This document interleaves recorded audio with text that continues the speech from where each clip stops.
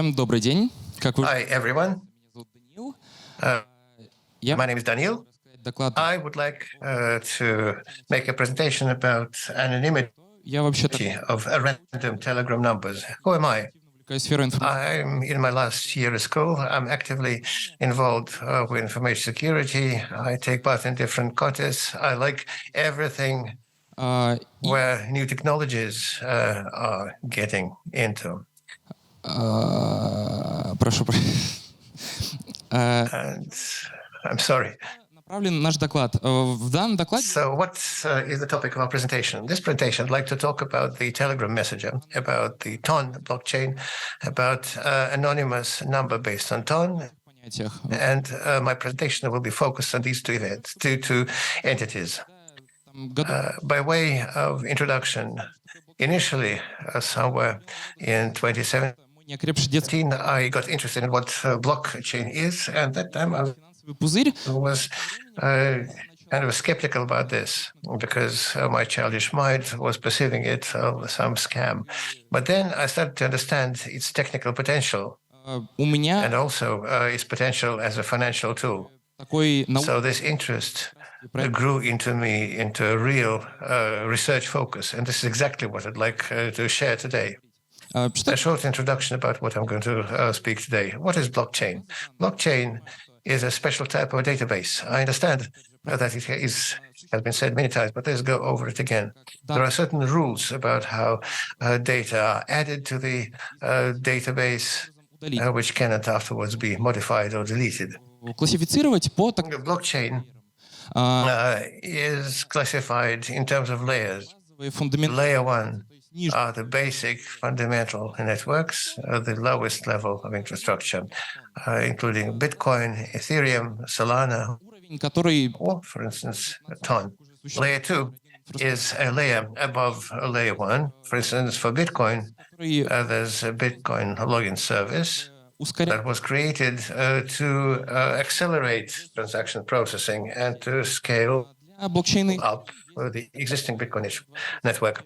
For Ethereum, there are also layer 2 networks such as Optimism, Polygon. Layer 3 is another add-on above this infrastructure. There are quite a lot of them, and they focus on specific cases. There's also layer 0 that I haven't mentioned. This is the infrastructure based on different network protocols that allow hosting several layer 1 blockchains. But in this classification, it is usually taken out. We're going to talk about the blockchain TON. TON expands as the open network. It's a project to provide a decentralized layer 1 network split into several components. The seminal components is blockchain. Also, this project includes a peer-to-peer TON network that was created with the purpose to provide for user requests to blockchain or to make a network connection between decentralized applications connected to blockchain. Also, we have TON proxy. It's a service to anonymize specific communication nodes. For instance, it can be used for some communication nodes that process transactions to large amounts, or some service nodes, such as validator nodes, in order, for instance, to create a prevention measure against potential DDoS attacks.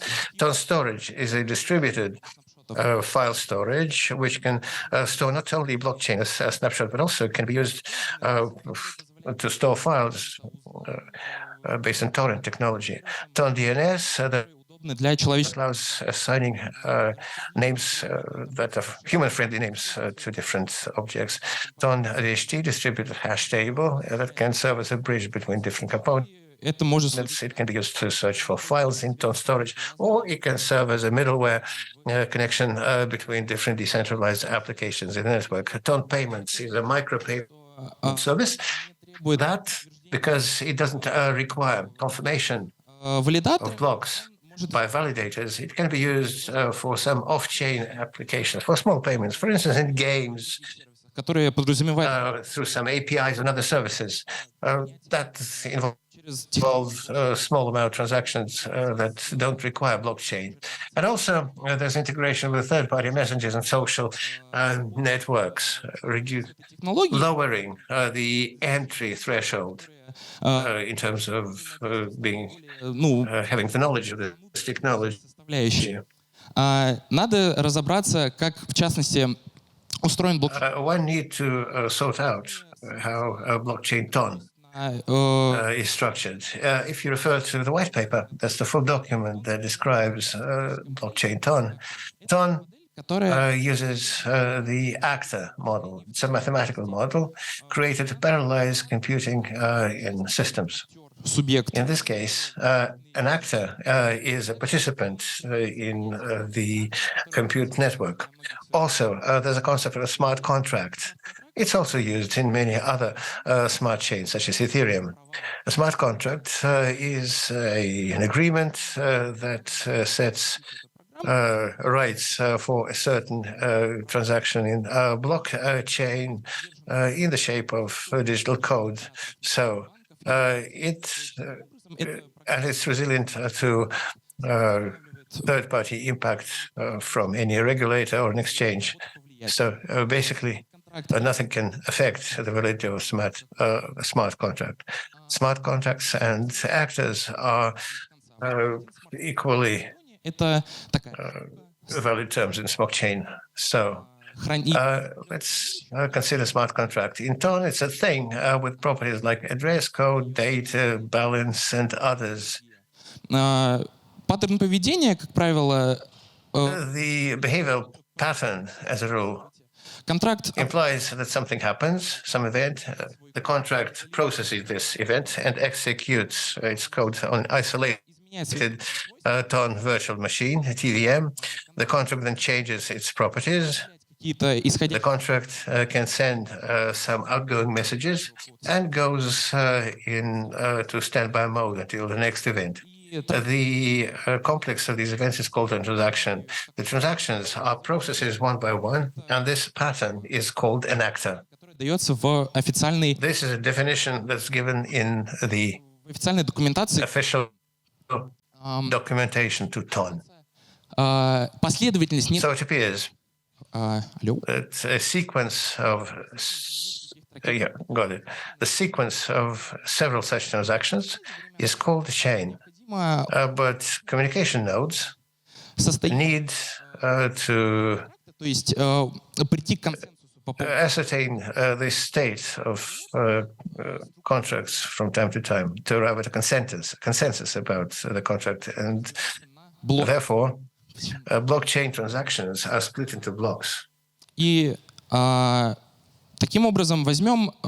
therefore, let's take several chains that relate to the same account. Let's call them account chain.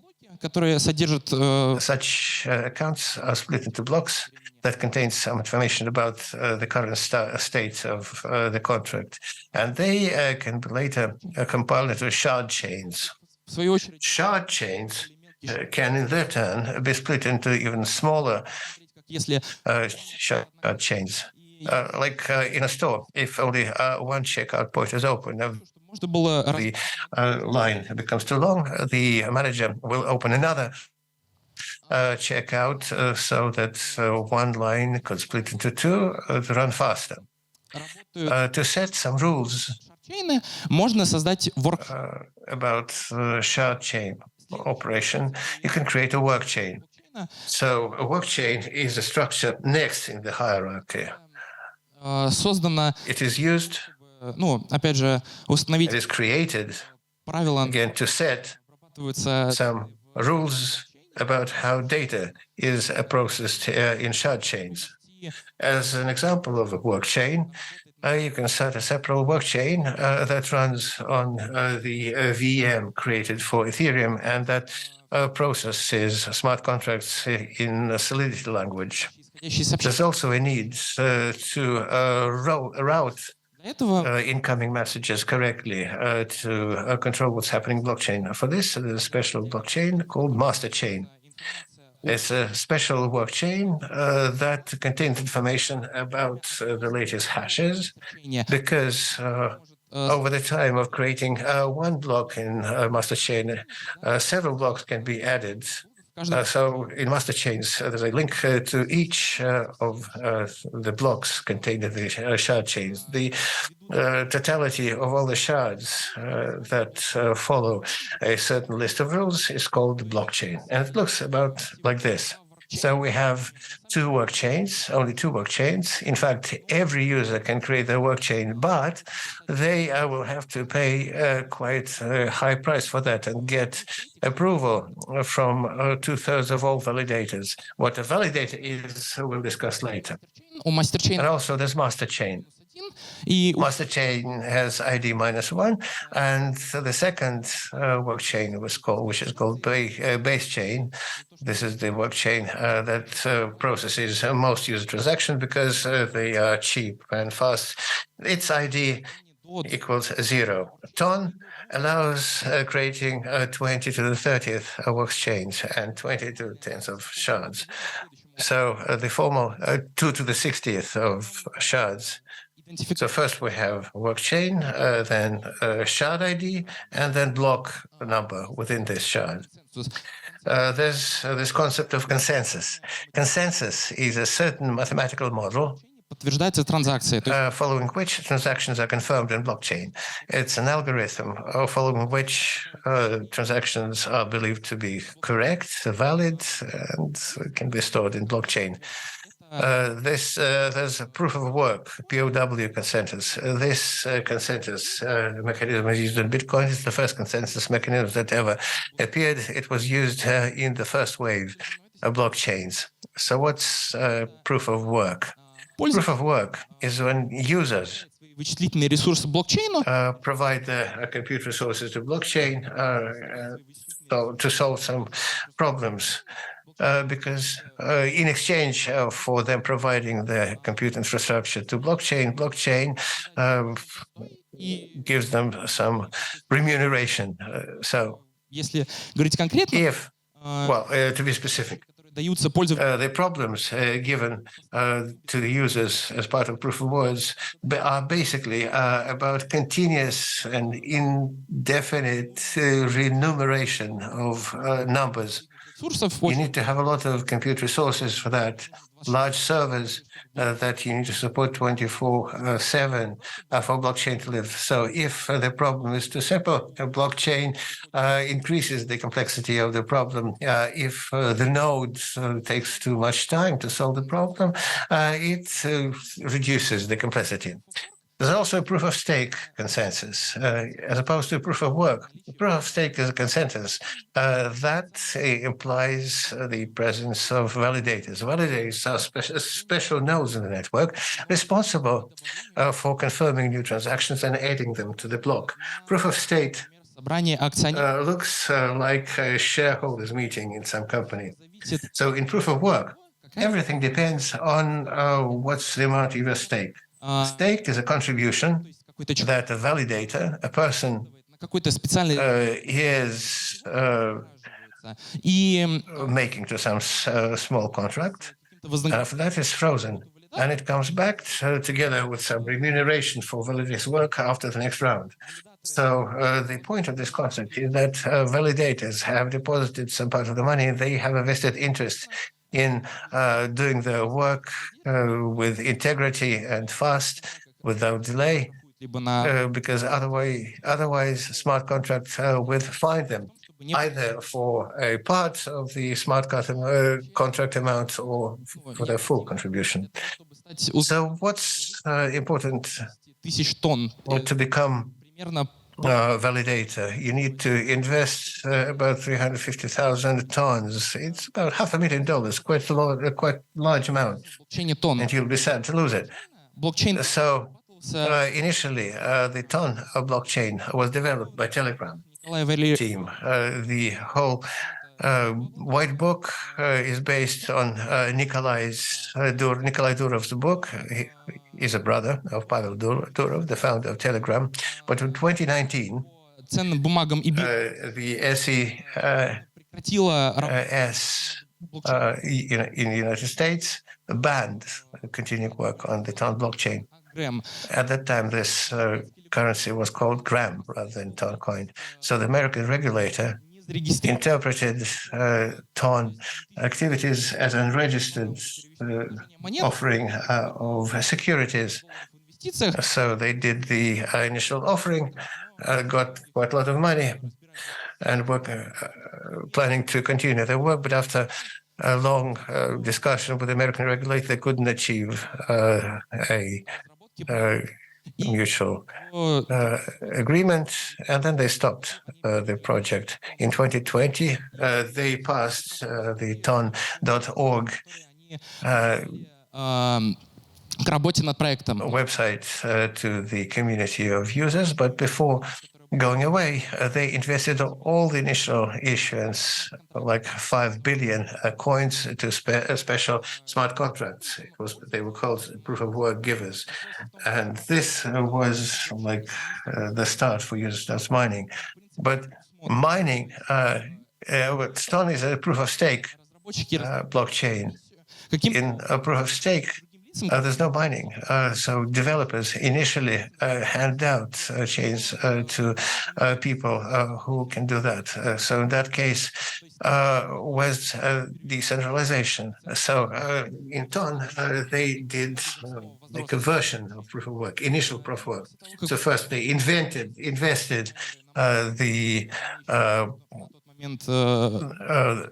coins, launched the mining, and then after people mined enough coins, they switched the network to the proof of stake mode. A validator is a person who has invested enough money. The initial amount was 350,000 tons. The validator needs to have good technical knowledge because they will be responsible not only for the operation of the network technically, but also for the money of the investors. People who are offering their funds to validators for their work basically become part of this investment, are called nominators. For nominators, there's a special smart contract that's called nominator pool. It's a small smart contract that guarantees that the money that they are investing will only be used to support validators' work, and that they will get some benefit from that. Ton has an inflation rate, which is about 0.6% of the total issuance of tons per year. Therefore, the yield for the nominator is about 7% per annum, but this number can vary depending on the inflation rate. And in the initial white paper, 2% was cited, but maybe later, the day validators will vote to raise it higher. Ton has a special mathematical algorithm, which is called cut chain. That is very hard to understand, but roughly it's been created to track attempts of fraud on behalf of the validators, and it automatically finds such validators. Also, there's all the changes and coordination of such changes are done through the voting of validators. There are a lot of validators. Like, for instance, recently,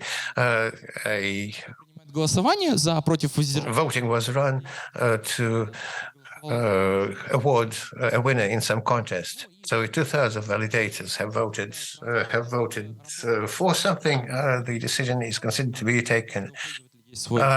Asymmetrical cryptography is used. Every user has a public key and a private key. So the user sends transaction data. So firstly, they convert them into a hash function and protect it with a private key, and then the validator can decipher or decrypt for the public key. And if the transaction is correct, it can be added to the block. I said that smart contracts have different parameters. и так далее. including its code, its balance, and so on. But the smart contract code is usually presented in disassembled form, and this is right because in Tone there are 15. I've seen languages that can be used to write smart contracts. Writing smart contracts is a separate area. It's quite exciting, but my presentation is not about it. Дезассемблированный код смарт. When we are looking at disassembled smart contract code, you can't understand anything because you can look either at instructions in the process or Например, когда tree of sales. It's convenient to read, but when you're buying real estate and take a loan in a bank, you read the conditions of the contract, perhaps. And so, similar to that, Ton has a tool that allows verifying the contract. It allows the developer to provide the source code of the contract and the compiler parameters. So the tool does the compilation and compares the bytecode that it has got and the bytecode that is part of the smart contract after the developer has published it. If they match, it shows it to you and says, so here's this contract, and you can do or not do the transaction. Next part, DeFi. DeFi is decentralized finance. DeFi is, it's about financial institutions that help implement the concept of decentralization using the methodology that blockchain offers. So it's doing financial transactions without such intermediaries as banks or exchanges. An example of DeFi in blockchain is tokens. Tokens are user assets that are created as part of blockchain. So currencies are fully fledged legal tenders, but tokens are items created by blockchain users that only exist based on smart contracts. They can be fungible or non-fungible. NFT, perhaps you've already heard this abbreviation. Fungible tokens is just like euros, dollars, or rubles. These are tokens that have the same value each, and that can be exchanged. Non-fungible tokens are unique. Each of them have an ID, and each of them has some value. For instance, the right to own something, some digital art. There are many types of NFTs. Jetons are fungible tokens. So basically, it's alternative cryptocurrencies. In Toncoin, the main currency, is used to make transactions, to pay some fees, transaction fees, to invest, and so on. But jetons are about the right, about an opportunity, a capability to create your own currency. For instance, you can do USDT tethered currency linked to the rate of the existing currencies. So these are fungible tokens. NFTs are assets that have been tokenized via blockchain. Each of them can be differentiated from separate tokens. And we're closely getting to the main subject of the presentation, anonymous Telegram numbers. Telegram positions itself as a resource that takes care of the user data. It has always been famous for that, as opposed to the competitors that leaked customer data. But since last year, Telegram offered a possibility to buy and sell anonymous Telegram numbers for cryptocurrency. So to get numbers without a physical SIM card, just like this.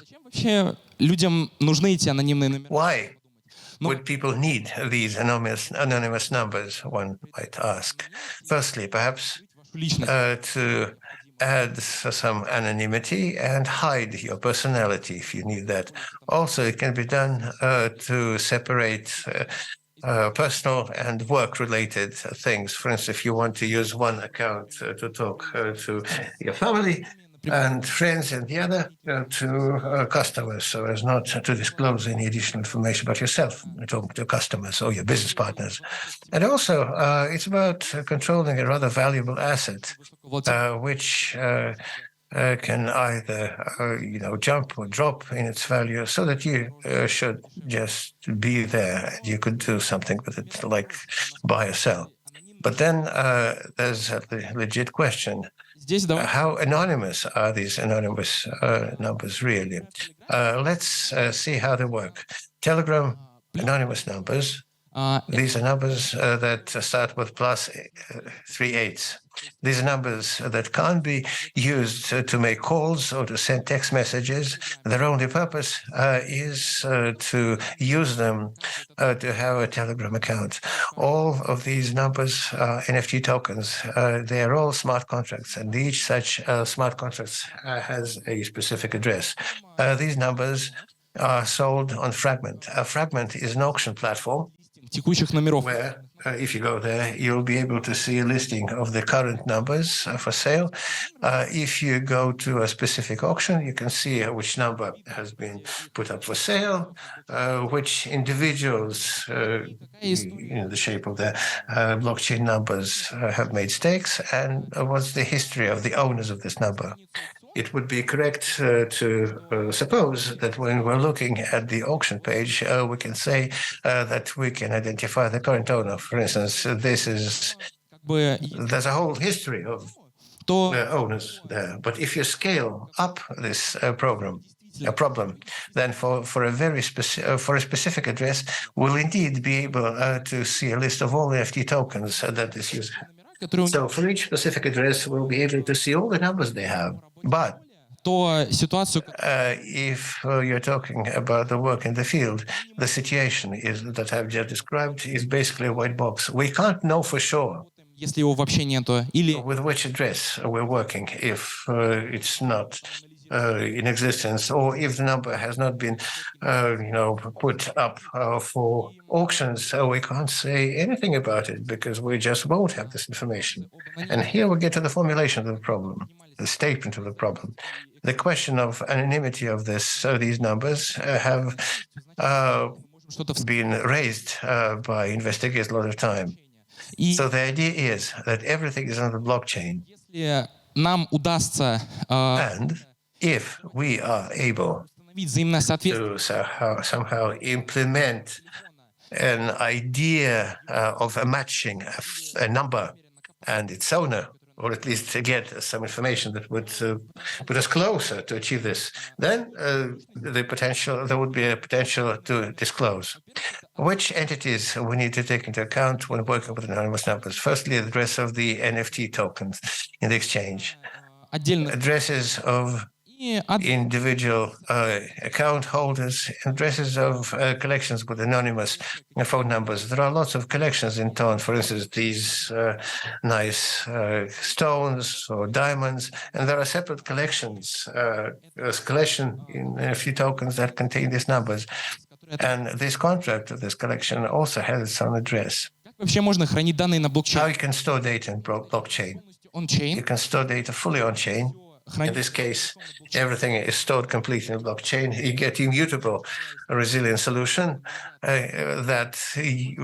from which nothing can be deleted. You can do it based on the IPFS protocol. It's a network protocol, blockchain focus, whose purpose is to replace the well-known HTTP protocol. Or you can store it in JSON format.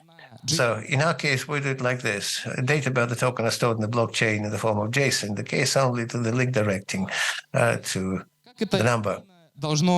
So how does it look philosophically? So we have an address of the token collection. We use it to get the list of all transactions touching this collection. We get separate token addresses from it. which are those anonymous numbers. And for each tokens, we use the metadata to get the numbers, the digits in this token. And this way we can match the anonymous number and its address in blockchain. I developed one piece of software that automates it, but it looks like it's not going to run here. I wrote it in Go, so that allows interacting with Ton quite well. So what does it do? It creates a pool of connections, after which it reads the information about the master chain, and it passes information on this address. This is that address of the collection with anonymous numbers that I mentioned earlier. After that, it went into a infinite cycle until it finds a transaction. It takes a list of all the transactions for each outgoing message. It takes an address, destination of this token, and in case it can find the data about the NFT, it takes the digits in the number, and then it prints out. So this is the output. These are the numbers of the digits of the number and representative values. I waited until the end, and it passed like many 100,000 lines. It's exactly the number of tokens that were issued at that time. If you take a look at the very first number in the list, we'll see that it's an anonymous number.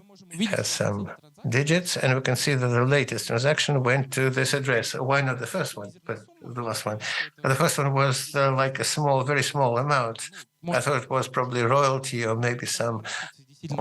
So I decided not to worry about that.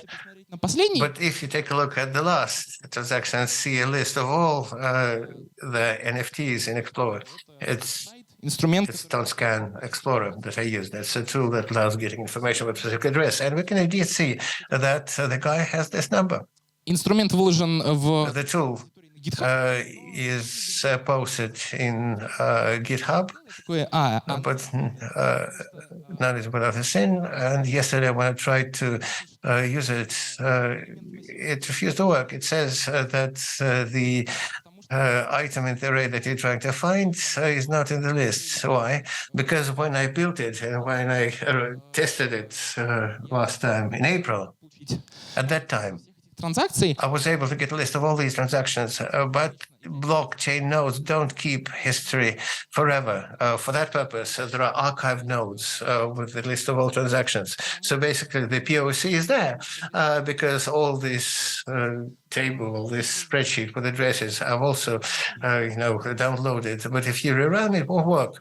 I think it can be fixed by just a couple of parameters in the library, but I'm saying that mentioning this just for the enthusiasts who would like to try to do it. There's an alternative, doing it in a more elegant way. They can also identify a owner by the number, but on Python, but it's in Python. I thought that Go was a better match, and that's why.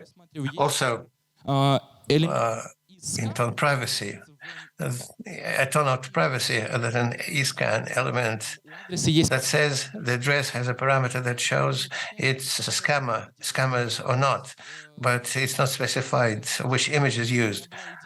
So I had an idea, for instance, to develop something like Bitcoin abuse database, but for Ton. That's a site that collects reports from users about whether certain numbers are linked to fraud or not. And I thought that based on all these exciting things related to how anonymous numbers are represented as blockchain addresses, that could also be linked with some Telegram accounts to establish some correlation. But over to conclusions. Talking about raw statistic, in the beginning of when these anonymous numbers were started to be sold, there was a big surge.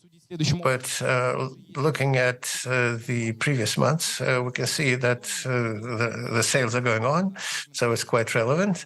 But if you take a look at the price, for instance, this is February statistic. the middle column says the average cost of a number in dollars. That's for April.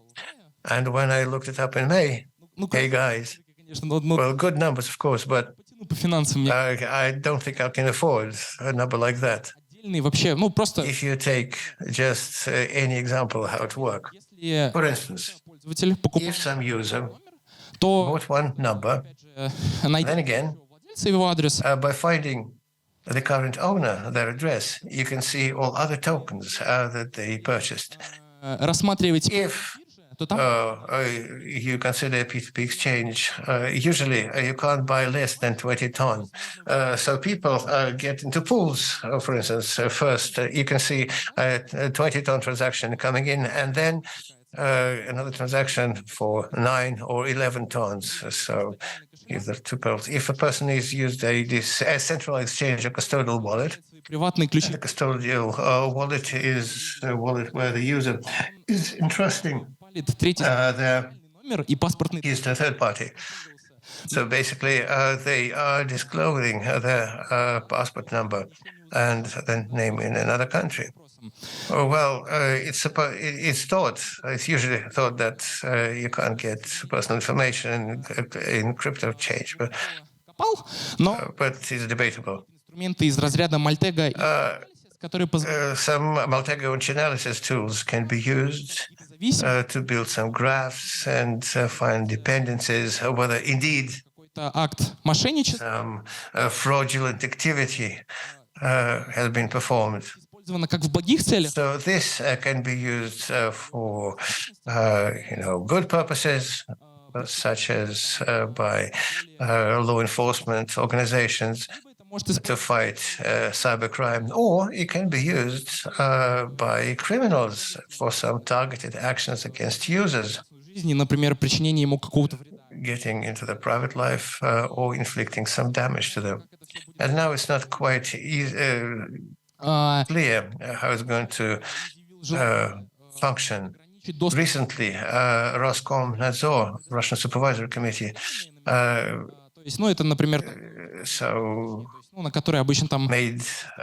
published their decision to include in the list of national threats virtual number rental services, phone number spoofing services. How it's going to affect this, we don't know. So summing up, on the positive side, I would like to repeat the idea of Igor Sergeyevich Peterev that anonymous numbers in TON are a very cool tool to do intelligence or OSINT, open information, open source intelligence.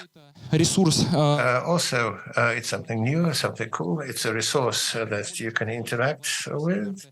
It has a certain value. And also, you can get a nice looking number. But going deeper, it's not quite clear. For instance, if a user is indeed purchasing it, thinking that this would hide his personality better, even though I can't be 100% sure, but the anonymous number phenomenon offers a lot of food for thought. Perhaps some enthusiasts will continue developing this area further. What I want to do in my presentation is that probably a problem that I mentioned is there.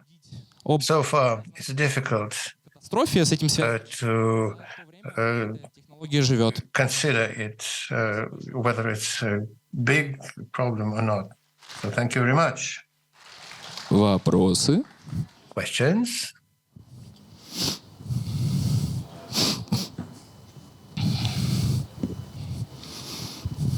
Спасибо большое за такой... Thank you for such a comprehensive presentation about the ecosystem and TON. I have a question about its structure. You said there's master chain and work chain. Master chain, I understand, is the validator network. There are validators there, and they communicate among themselves. Work chain, right? Work chain. Что, где... What? Where? Вот work... Physically, this work chain. Where is it? кошелька when I enter from my wallet, его am I some intermediate node from which other shards go? How is it constructed? Yes, thank you for the question. A master change is not where validated nodes are. Не обязательно должен быть прикреплен. A node must not be necessarily matched to a logical structure. Пум-пум. Сейчас. Let me come back. Где-то здесь оно было. It was somewhere here.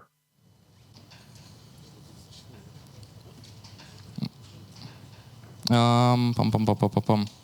А я что-то потерялся немного. I think I'm lost a bit. Отвечу. But anyway, let me answer. Он скорее Workchain логическая структура. works more like a logical structure. You, as an end user, Попадаете именно в don't necessarily get непосредственно, into то есть, ну, some specific workchain. It's regulated rather by some взаимодействуете. applications, wallets that you interact with. So master chain does not necessarily contain validators. They can work anywhere. It's just a service node. If you take a look at transactions, they're referring to it. They contain links to the latest blocks in every shard. So any person can become a validator. Anyone can spool up Но на a server. каких-то географических But you need to see in which geographic points, in certain geographic points, the concentrations of such servers would reach a certain limit, and then it will have to be located in other areas. So it's not necessarily, a validator is not necessarily linked to master chain. As to work chain, логических you'll probably get straight to the сеть. base chain. It's more of a logical structure. что So it appears that work chains are just a virtual structure сейчас за работу которой отвечают валидаторы. that validators are responsible for. Не совсем. Ну, Well, not exactly. валидаторы несут Validators как бы того, чтобы сеть функционировала постоянно. are responsible for the network to work all the time. They add new transactions into blocks, launching the blockchain or keeping the blockchain running. Work chains are structures Подход that can individualize approach depending on specific task. As I said, you can spool up a separate work chain so it could accept contracts based on the Ethereum virtual machine and written in the Solidity language. So yes, it's more of a logical structure that can set работает блокчейн в рамках. a different set of rules about how blockchain works within this specific work chain. So as a result, where is a work chain running? Who's responsible for the operation of the work chain? Да, валидатор. Well, physically, yes, validators. Спасибо. Yeah. Okay, thank you. Еще вопрос. Вот, по-моему, тянул молодой. Another question, I think, was here over there. А, Спасибо за доклад. Thank you for the presentation. Какой, My question is, вообще необходимость анонимных what is the technical justification of a need in anonymous numbers in Telegram? Because one would think, take Proton Mail, get registered as like проще, гораздо быстрее. anybody there and do a Вот это paywall. It would seem much simpler как, without any need in this infrastructure. ну, просто What's the technical justification? типа именно вопрос. If you can please clarify the question. I'm not a member of Tone Foundation. I'm just looking at it from my own В том, как это perspective as like a private individual. The technical justification of what was needed. I mentioned this in terms of how developers explain it is just a tool that doesn't require a physical SIM card for registration.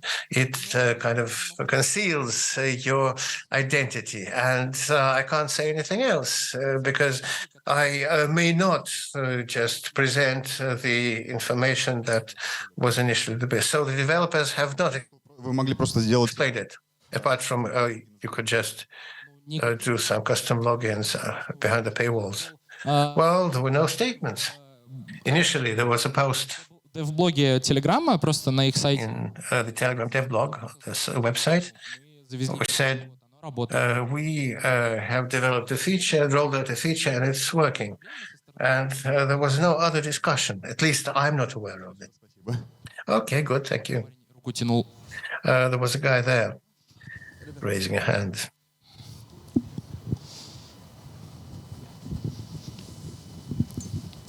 Добрый день, спасибо за доклад. Hello, thank you for the presentation. I have a question.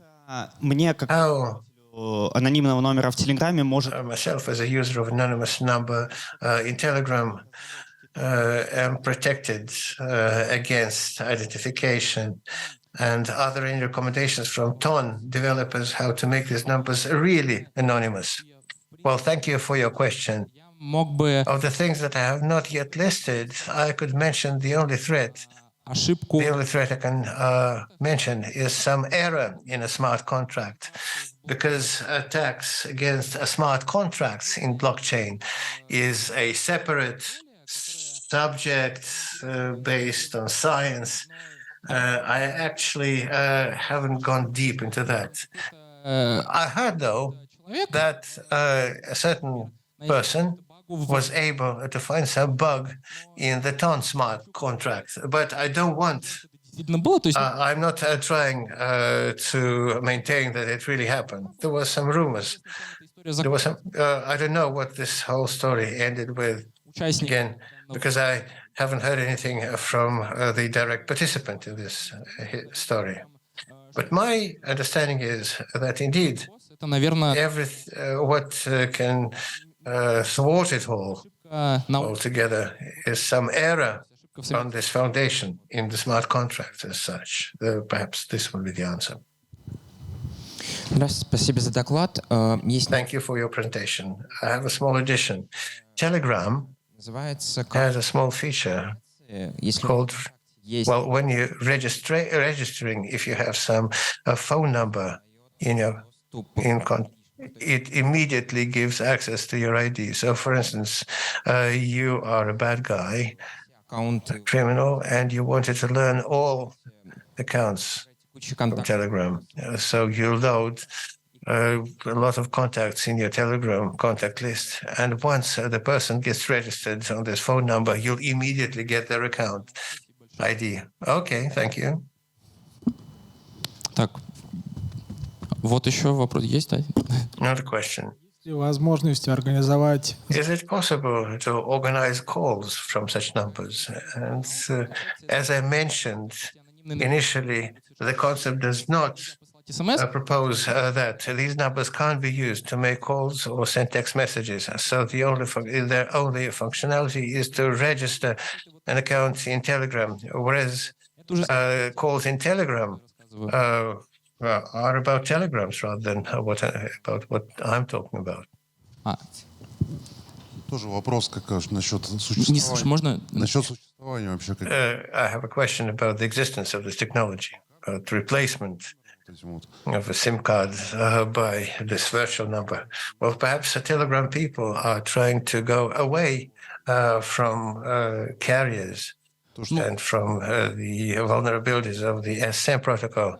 Oh, yes, the initial concept of TON implied that, and again, I'm referring, it's not my statement.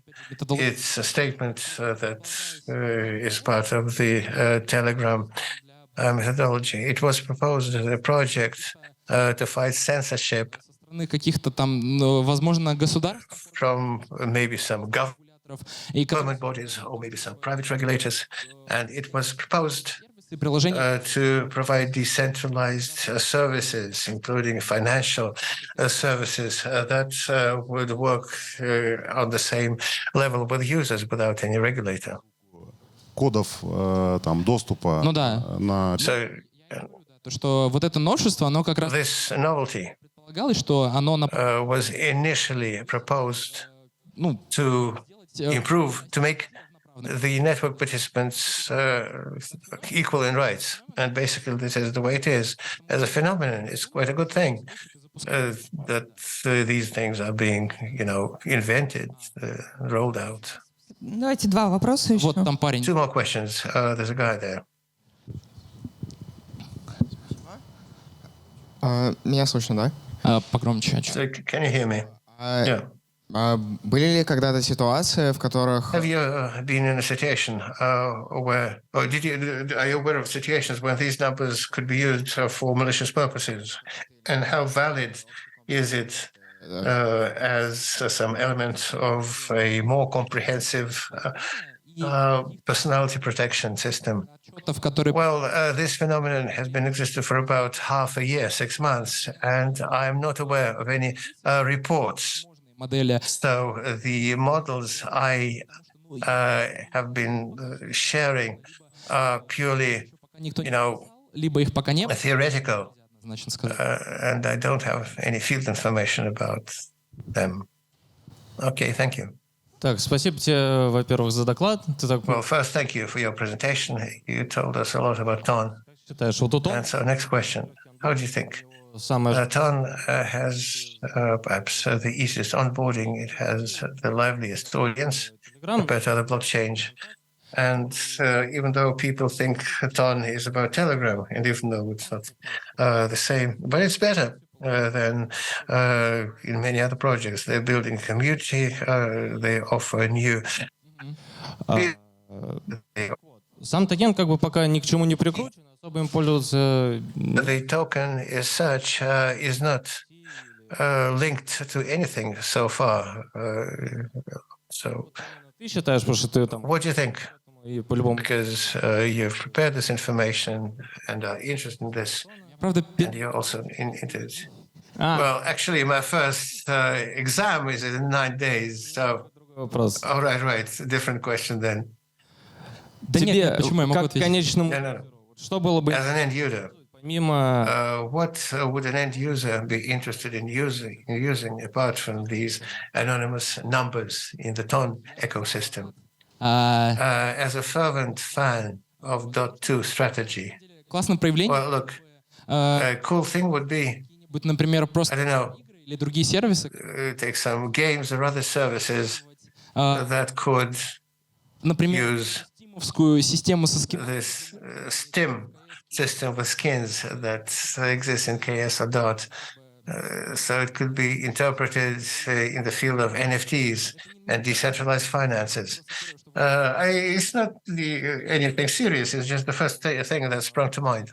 So far you see this as a blockchain Словно... Да, блокчейн. or the gaming world Да, блокчейн. with skins and things like that. Блокчейн, Я как бы, понял. да. Все, спасибо. So, yeah, thank you.